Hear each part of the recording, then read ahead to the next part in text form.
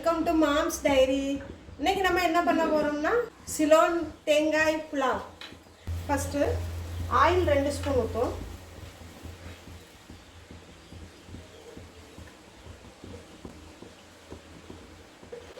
அடுத்து key 2 spoon சேர்த்துக்கிடுறேன். ஃபுல்லாக கீலையும் பண்ணலாம், ஆனால் தேங்காய் பால் சேர்க்குறதுனால தவட்டும். அதனால் நான் ஆயிலும் கீயும் சேம் அளவு சேர்த்துருக்கேன். இப்போ இது ஹீட் ஆகட்டும்.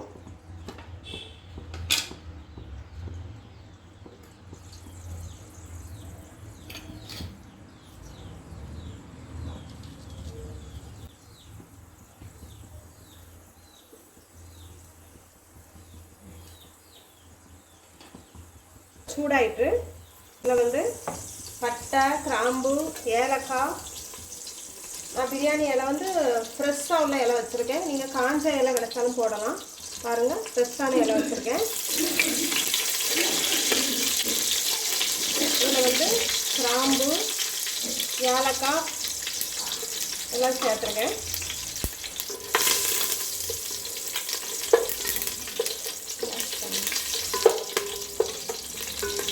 நம்ம இதுலேயே பாருங்கள் முந்திரி பருப்பு வச்சுருக்கேன், அதையும் போட்டுக்கலாம்.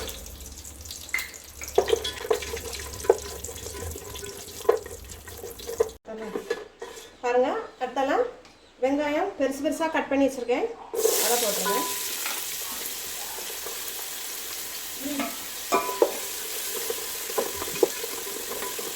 இது ரொம்ப செவக்க வறுக்கணும் அப்படியெல்லாம் கிடையாது. பாருங்க, மல்லி, புதினா இலை ரெண்டும் பொடிசாக கட் பண்ணி வச்சுருக்கேன், அதை சேர்த்துங்க.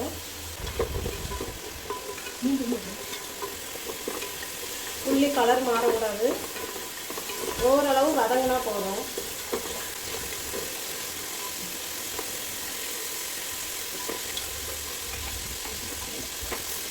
பாருங்க, அடுத்தலாம் இதில் இஞ்சி 2 இன்ச்சி அளவு இஞ்சி, பூண்டு 10 பூண்டு, கிரீன் சில்லி, பச்சை மிளகாய் 4 எடுத்துருக்கேன், கட் பண்ணி வச்சுருக்கேன். உங்களுக்கு ரொம்ப எரிப்பு வேணும்னா 4 சேர்த்துக்கலாம், கம்மியாக வேணும்னா கம்மி பண்ணி சேர்த்துக்கலாம், அது உங்கள் இஷ்டப்படி.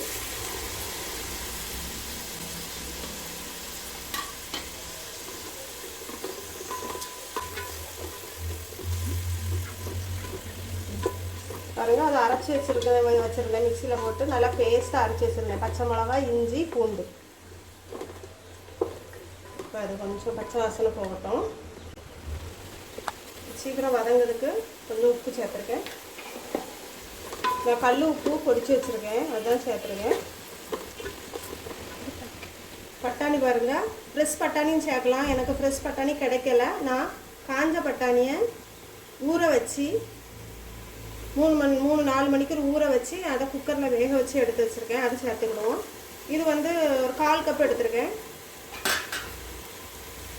அப்புறம் கேரட்டு 2 பெரிய கேரட்டு, மீடியம் சைஸ் கேரட்டு, அதை நல்லா பொடிசாக கட் பண்ணியிருக்கேன்.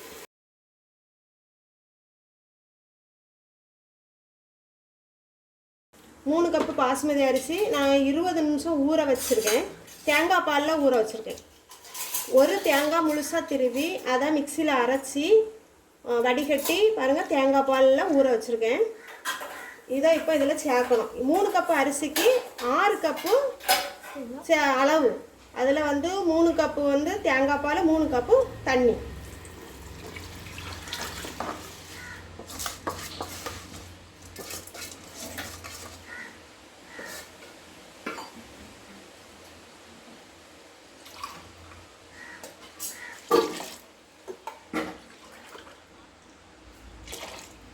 இதில் வந்து தேவையான உப்பு சேர்ப்போம்.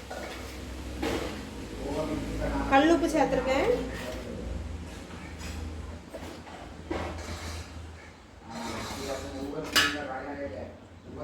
பாருங்க எவ்வளோ அழகாக இருக்குது. இந்த கேரட்டு போட்டனால அப்படி மேலே வந்து அப்படி எல்லோஸாக இருக்குது.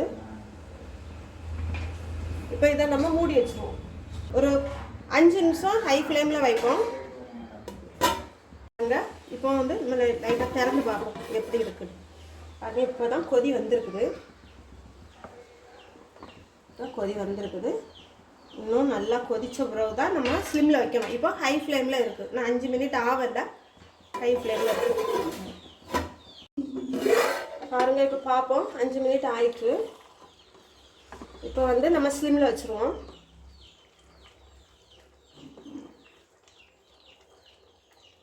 இந்த ஸ்டேஜில் உப்பு எதுவும் தேவையானு பார்த்துக்கிடுங்க. தேவைன்னா இதில் சேர்த்துக்கிடலாம்.